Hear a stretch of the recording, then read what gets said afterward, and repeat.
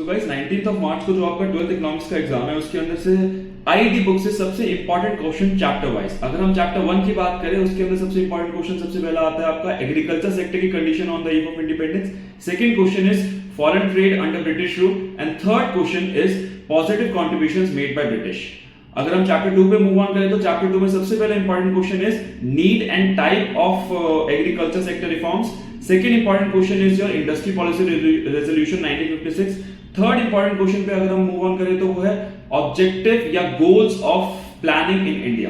And there is one more important question from chapter number 2 that is arguments in favour and against subsidies. It is very important. Moving on to chapter number 3, इसमें सबसे पहला important question जो होता है वो होता है measures under liberalisation. इसमें भी सबसे इंपॉर्टेंट होता है फाइनेंशियल सेक्टर के measures.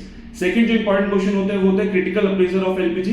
And third important question कि आउटसोर्सिंग क्या होता है और why India has become a favoured destination for outsourcing. अगर हम मूव ऑन करें चैप्टर नंबर 4 पे, चैप्टर नंबर 4 एचसीएफ, इसके अंदर सबसे पहले important question human capital formation and human development के अंदर difference. Second important question that is sources of human capital formation. इसमें भी एजुकेशन एंड हेल्थ के ऊपर जो एक्सपेंडिचर होता है वो सबसे ज्यादा इंपॉर्टेंट होता है।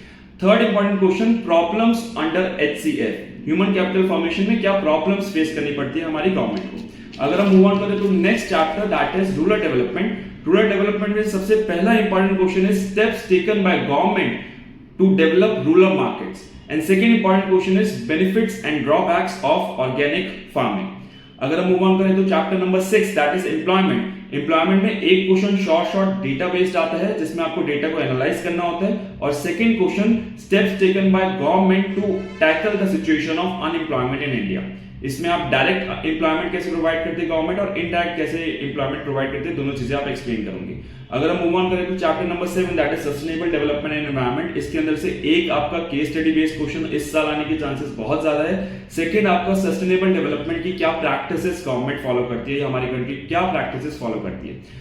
Moving on to chapter number 8 that is India Pakistan China comparative analysis. इसके अंदर सबसे पहला जो इंपॉर्टेंट क्वेश्चन होता है वो policies brought by Chinese government to modernise its economy, जिसमें आपका great leap forward, great political culture revolution, ये सारी पॉलिसीज आती है। नेक्स्ट जो क्वेश्चन होता है define liberty indicators with examples.